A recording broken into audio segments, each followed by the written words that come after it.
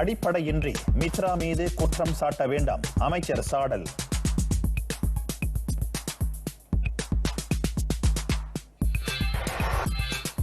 பருவமழை காலத்தின் போது வெள்ளம், கனமழை, மக்கள் எச்சரிக்கையுடன் இருக்க வேண்டும்.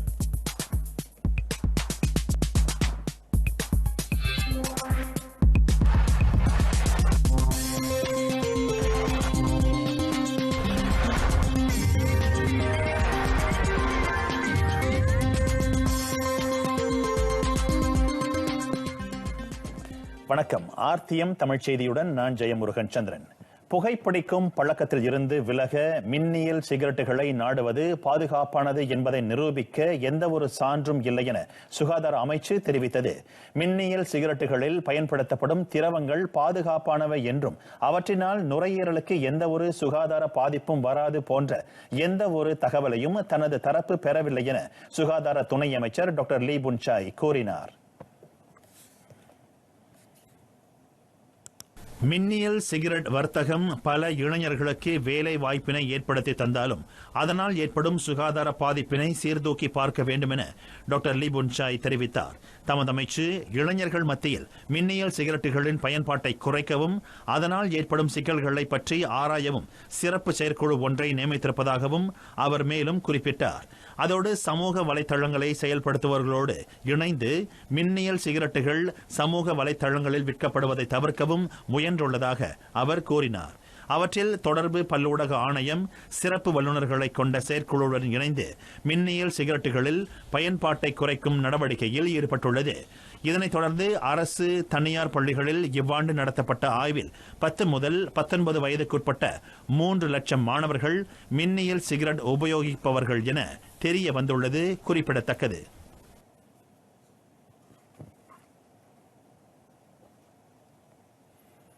2014ஆம் ஆண்டு தொடங்கி இவ்வாண்டு ஜூன் மாதம் வரையில் நாடு முழுவதும் 356 தற்கொலை சம்பவங்கள் குறித்த புகார்கள் செய்யப்பட்டதாக மக்களவையில் தெரிவிக்கப்பட்டது. இதில் வெளிநாட்டினரை உட்படுத்திய 69 சம்பவங்களும் அடங்கும் என சுகாதார துணை அமைச்சர் தெரிவித்தார். நாட்டில் தற்கொலை சம்பவங்களை குறைப்பதற்காக சுகாதார அமைச்சு 60 அரசாங்க மருத்துவமனைகளிலும் 1001 சுகாதார கிளினிக்குகளிலும் 25 சமூக நல சுகாதார மையங்களிலும் மனநல சிகிச்சைக்கான பரிசோதனைகளை வழங்கி வருவதாக துணை அமைச்சர் கூறினார். அது மட்டுமின்றி அமைச்சின் செயல்பாட்டில் உள்ள சிகிச்சை மையங்களில் 400 மனநல மருத்துவர்கள் பணியாற்றுகின்றனர். மன அழுத்தத்திற்கு ஆளானவர்களுக்கு சிகிச்சை அளிக்க 298 குடும்ப மருத்துவ நிபுணர்களும் உள்ளதை டாக்டர் லீ புன்சாய் சுட்டிக்காட்டினார். மன உளைச்சலை எதிர்கொள்ள ஆரோக்கியமான வாழ்க்கை குறித்த விழிப்புணர்வு இயக்கங்களும் நடத்தப்படுகின்றன. நாட்டில் அதிகரித்து வரும் தற்கொலை சம்பவங்களை குறைக்க சுகாதார அமைச்சு எடுத்திருக்கும் நடவடிக்கைகள் குறித்து ஜெலுத்தோங் நாடாளுமன்ற உறுப்பினர் RSN ராயர் எழுப்பிய கேள்விக்கு துணை அமைச்சர் பதிலளித்தார். இதனிடையே தற்கொலை சம்பவங்களின் பதிவை அடுத்த ஆண்டு மறு ஆய்வு செய்யவும் உத்தேசித்திருப்பதாக துணை அமைச்சர் தெரிவித்தார். அதற்கு முன்னதாக தற்கொலை இனி குற்றச்செயல் அல்ல என வகைப்படுத்த வேண்டும் என்றார் அவர். அவ்வாறு செய்தால்தான் தற்கொலைக்கு முயன்றவர்களின் விவரங்களை திரட்ட முடியும், அவர்களுக்கு சிகிச்சைகளும் வழங்க முடியும் என டாக்டர் லீ புன்சாய் குறிப்பிட்டார்.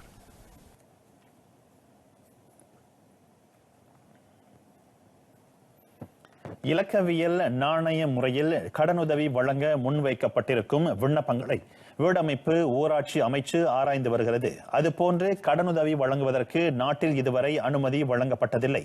அதன் தொடர்பில் முதலில் சட்டத்தில் திருத்தம் செய்யப்பட வேண்டும், SOP நடைமுறைகள் நிர்ணயிக்கப்பட வேண்டும் என அமைச்சர் ஜுரைடா கமருடின் தெரிவித்தார்.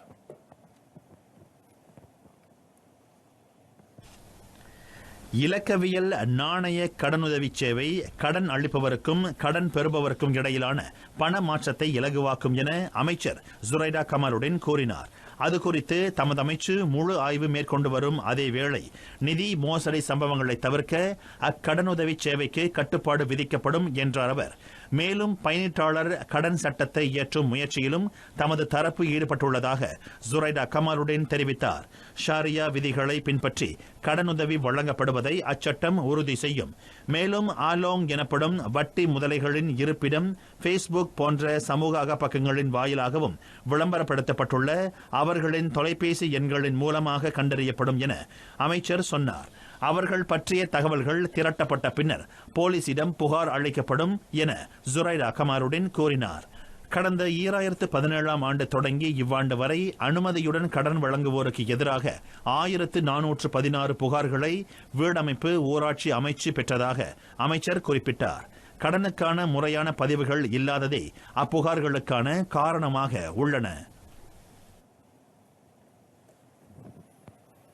நடப்பு அரசாங்கத்தின் கீழ் செயல்படும் மித்ரா இந்திய சமூக உருமாற்ற திட்ட பிரிவின் செயல்பாடுகளை முந்தைய அரசாங்கத்தின் சிடிக் இந்திய சமூக பொருளாதார மேம்பாட்டு பிரிவுடன் ஒப்பிட வேண்டாம். அவ்வாறு மீண்டும் வலியுறுத்தியுள்ள பிரதமர் துறை அமைச்சர் செனட்டர் பி வேதமூர்த்தி துல்லிய பரிசீலனைக்கு பின்னரே மித்ரா மானியங்களை வழங்குவதாக தெளிவுபடுத்தினார். சிடிக்கை போல மித்ராவும் இந்திய சமூக மேம்பாட்டுக்கு பங்களிக்காத அமைப்புகளுக்கு மானியங்களை வழங்குவதாக பத்துகாஜா நாடாளுமன்ற உறுப்பினர் சிவக்குமார் கூறியிருந்தார். அது தொடர்பில் வேதமூர்த்தி நாடாளுமன்ற வளாகத்தில் செய்தியாளர்களிடம் கருத்துரைத்தார். நம்ம எடுத்த பிறகு மித்ரா எடுத்த பிறகு நம்ம அது பேருக்கெல்லாம் மாற்றின பிறகு பல நல்ல காரியங்களை நாம் செஞ்சுருக்கிறோம். ஏழை கோட்டு கீழே உள்ள மக்களுக்கு நம்ம எவ்வளோ உதவிகள் செஞ்சுருக்கோம். நான் அடுத்த செவ்வாய்க்கிழமை பார்லிமெண்ட்டில் என்னுடைய பதில் கொடுப்பேன். இந்த மாதிரி தவறான விஷயங்களில் வெளிப்படையாக சொல்கிறது, இந்த மீடியாவில் வர்றது, மீடியா கிட்ட போய் சொல்லிக்கிட்டு செய்கிறதெல்லாம் நான் நினைக்கிறேன் சரியில்லை. அரசாங்க சார்பற்ற அமைப்புகள் மட்டுமல்லாது தனியார் நிறுவனங்கள் உட்பட இந்திய சமுதாய மேம்பாட்டுக்கு பங்களிக்கக்கூடிய ஆற்றல் கொண்ட தரப்புகளுக்கு மித்ரா மானியங்களை வழங்குவதாக அமைச்சர் தெரிவித்தார். குறிப்பாக நாடு முழுவதும் உள்ள B40 குறைந்த வருமானம் பெறும் இந்தியர்களின் வாழ்க்கை தரத்தை உயர்த்தும் திட்டங்களுக்கும் நிகழ்ச்சிகளுக்கும் கூடுதல் முக்கியத்துவம் வழங்கப்படுகின்றது என்றார் அவர். இம்மாதம் 11ஆம் தேதி தாக்கல் செய்யப்பட்ட அடுத்த ஆண்டுக்கான வரவு செலவு திட்டத்தில் மித்ராவுக்கு 10 கோடி ரிங்கிட் ஒதுக்கீடு அறிவிக்கப்பட்டது. அத்தொகையில் 80 விழுக்காட்டு நிதி இந்திய சமுதாய மேம்பாட்டுக்கான நிகழ்ச்சிகளை நடத்த ஒதுக்கப்பட்டுள்ளது குறிப்பிடத்தக்கது. தீவிரவாத கும்பலைச் சேர்ந்த யாசிட் சுஃபாட்டின் விடுதலைக்கு பின் அந்நபரின் சுதந்திரத்தில் போலீஸ் தலையிடாது.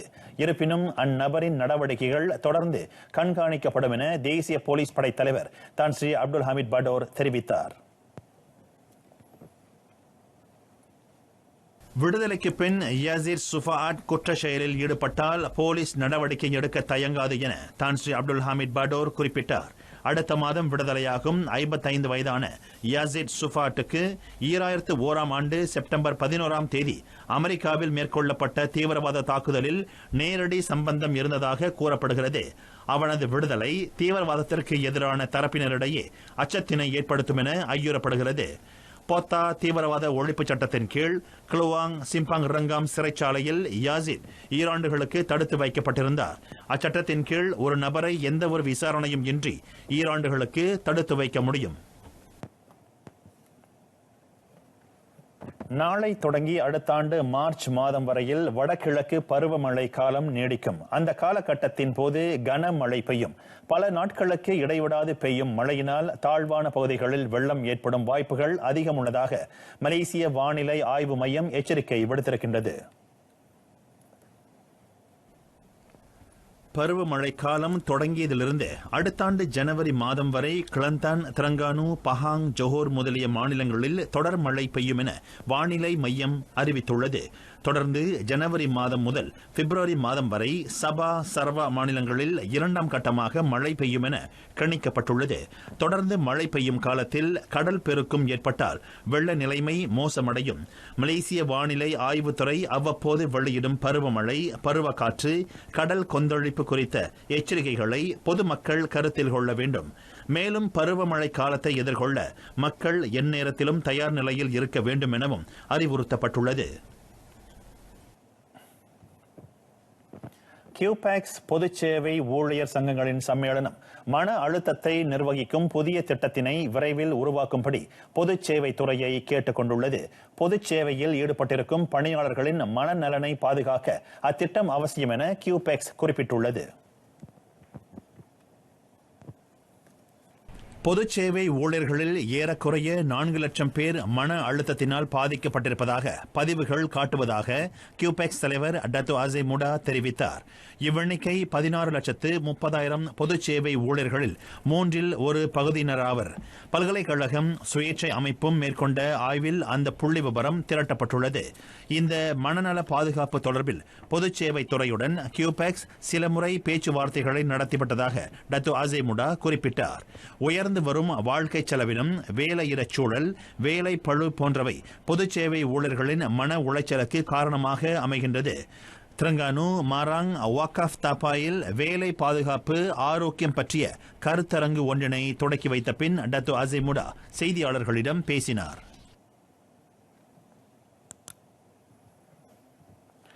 தீபாவளியை முன்னிட்டு பினாங்கில் அத்தியாவசிய பொருட்களின் கையிருப்பு போதுமானதாக உள்ளது. மேலும் 19 பொருட்கள் பண்டிகை கால விலை கட்டுப்பாட்டு திட்ட பட்டியலில் சேர்க்கப்பட்டுள்ளன. கடந்த ஆண்டு அந்த பட்டியலில் 16 பொருட்கள் மட்டுமே சேர்க்கப்பட்டிருந்தது குறிப்பிடத்தக்கது. பண்டிகை காலத்தில் இந்தியர்கள் சிரமம் இன்றி மன நிறைவுடன் தீபாவளியை கொண்டாட வேண்டும் என்பதற்காக அவர்கள் பயன்படுத்தும் அத்தியாவசிய பொருட்களின் விலை கட்டுப்படுத்தப்பட்டிருக்கிறது. இந்த விலை கட்டுப்பாட்டு திட்டத்தின் வழி இந்தியர்கள் மட்டுமின்றி இதர வாடிக்கையாளர்களும் பயன்பெறுவர் என மாநில ஆட்சிக்குழு உறுப்பினர் டத்து அப்துல் ஹலீம் ஹுசைன் தெரிவித்தார். அதே சமயம் பொதுமக்கள் உள்நாட்டு வாணிப பயனீட்டாளர் விவகார அமைச்சு வெளியிட்டுள்ள விலை கட்டுப்பாட்டு பட்டியலில் குறிப்பிடப்பட்டுள்ள பொருட்களின் விவரங்களை தெரிந்து வைத்திருப்பதும் அவசியம் என்றார் அவர். அதன் வழி சம்பந்தப்பட்ட பொருட்களை வியாபாரிகள் குறிப்பிட்ட விலையில் விற்கின்றனரா என்பதை பொதுமக்களால் உறுதி செய்து கொள்ள முடியும். மேலும் விலை உயர்வு குறித்தும் புகார் அளிக்க முடியும் என்றார் அவர். முன்னதாக டத்து அப்துல் ஹலீம் ஹுசைன் பினாங்கு ஐரைத்தாம் பேரங்காடியில் சோதனை நடவடிக்கையை மேற்கொண்டார்.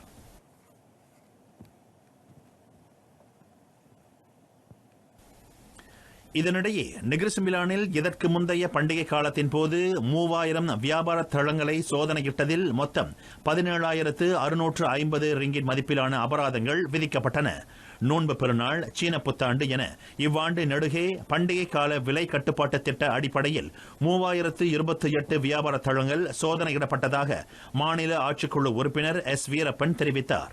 இதுவரை தீபாவளியை முன்னிட்டு இம்மாநிலத்தில் கடந்த ஞாயிற்றுக்கிழமை தொடங்கி 299 வியாபார தளங்களில் பொருட்களின் விலை குறித்து சோதனை நடவடிக்கைகள் மேற்கொள்ளப்பட்டதாக அவர் குறிப்பிட்டார். கால மாற்றத்திற்கேற்ப பண்டிகைகள் கொண்டாடப்படும் விதங்கள் மாறிக்கொண்டே இருக்கின்றன. தீபாவளியும் அதற்கு விதிவிலக்கல்ல. அன்று கொண்டாடப்பட்ட தீபாவளிக்கும் இன்று கொண்டாடப்படும் தீபாவளிக்கும் உள்ள வேறுபாடுகளை ஆராய்கிறது இன்றைய தீபாவளி சிறப்பு கண்ணோட்டம்.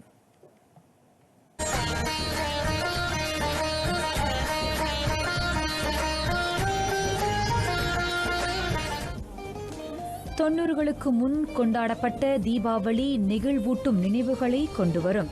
தாத்தா பாட்டியிடமிருந்து பெறும் தீபாவளி பணம், அம்மா சுடும் சுவையான பலகாரம், வாழ்த்து அட்டைகள் அனுப்புவது, தையல்காரரிடம் துணி தைக்க கொடுத்து காத்திருந்து வாங்கி உடுத்துவது, தீபாவளிக்கு 10 நாட்களுக்கு முன்னரே வீதிகளில் பட்டாசு வாசம் வீசும்.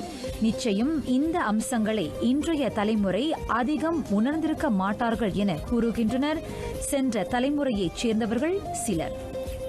அரிசி ஊற வச்சு அதை இடித்து ரவும் பவுல் எல்லாம் செஞ்சு அது முறுக்கு செய்ய மணி 1-2 அப்புறம் அதெல்லாம் எடுத்து வச்சுட்டு அப்புறம் பிள்ளைங்களுக்கு தண்ணி கிண்ணி கலக்கி வச்சுட்டு அவங்களுக்கு எதுவும் சாப்பாடு செஞ்சு வச்சுட்டு வேலைக்கு போவோம்.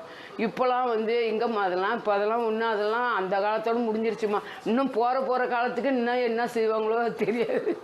சின்ன வயசில் நாங்கள் தீபாவளி எப்படி கொண்டாடுறோம்னா, நம்ம ஸ்டேட்டில் இருந்தோம்.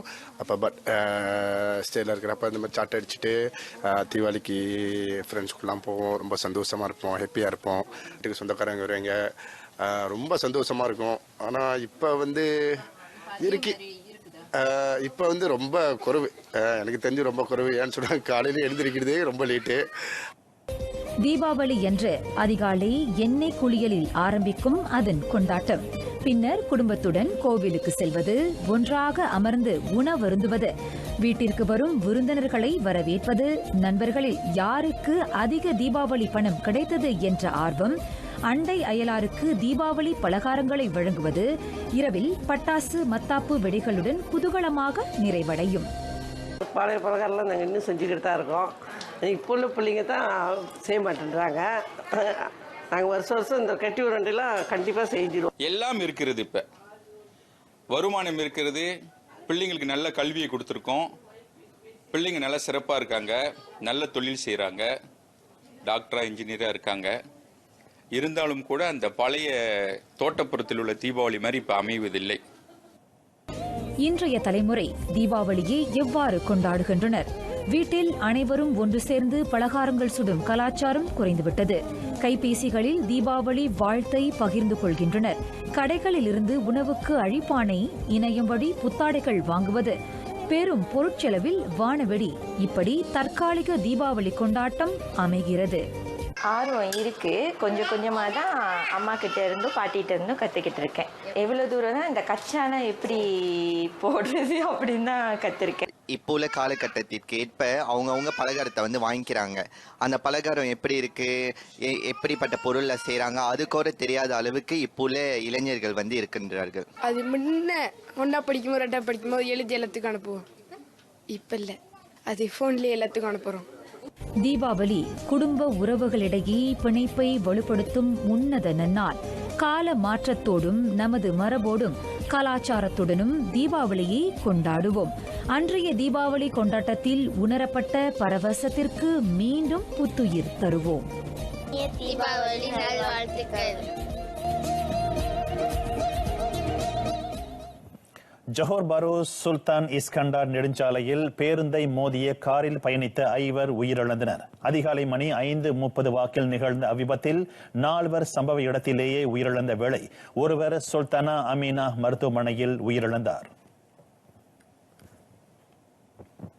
அக்காரில் பயணித்த 18 வயது லியூ ஹாங்ஜுன், டெனி லாவ் யன் பிங், அங் கியன், 16 வயதாகிய கேனி லாவ் சின் ஷுவான் ஆகியோர் சம்பவ இடத்திலேயே உயிரிழந்ததாக லாக்கின் தீயணைப்பு மீட்பு படை நிலையத்தின் நடவடிக்கை பிரிவு அதிகாரி கொமாண்டர் ரஃபி அஹ்மத் சாரிங் தெரிவித்தார். சுல்தானா அமீனா மருத்துவமனையில் அவசர சிகிச்சை பலனின்றி உயிரிழந்த நபர் இன்னும் அடையாளம் காணப்படவில்லை. அதிகாலை மணி 5:31க்கு மஸ் 999 தொடர்பின் வழி அவசர அழைப்பை பெற்ற ஜோஹர் மாநில தீயணைப்பு மீட்பு நடவடிக்கை பிரிவு அறை தீயணைப்பு வண்டியுடன் எண்மர் அடங்கிய மீட்பு படையினரை சம்பவ இடத்திற்கு அனுப்பியது.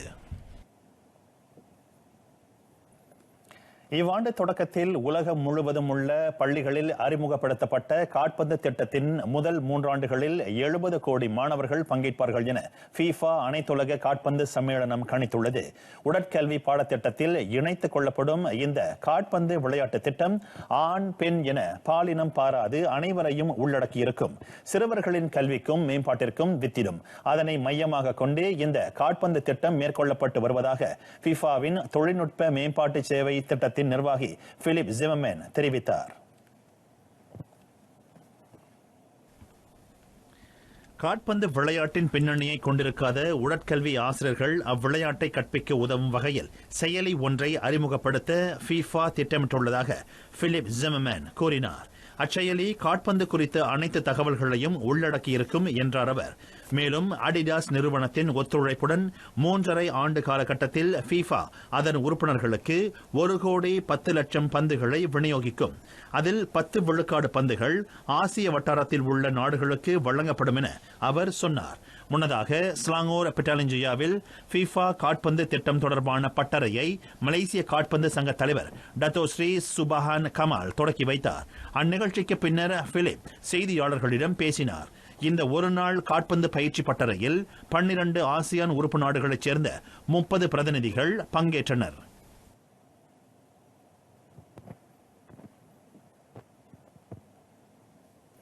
வியட்நாம் ஹனோயில் இயற்கையோடு சில தருணங்கள் எனும் தலைப்பில் கண்காட்சி நடைபெறுகிறது. புகைப்பட கலையின் அனைத்துலக சம்மேளனத்தில் உறுப்பினராக இருக்கும் த்ரான் லாம் பிரமிக்கும் தனது படங்களை அங்கு காட்சிக்கு வைத்திருக்கின்றார். அவர் தேர்ந்தெடுத்திருக்கும் 79 இயற்கை காட்சிகளின் சிலவற்றை உங்களுக்கு கொண்டு வருகிறோம். விடைபெறுகிறேன். வணக்கம். சயாங்கி மலேசியாக்கு.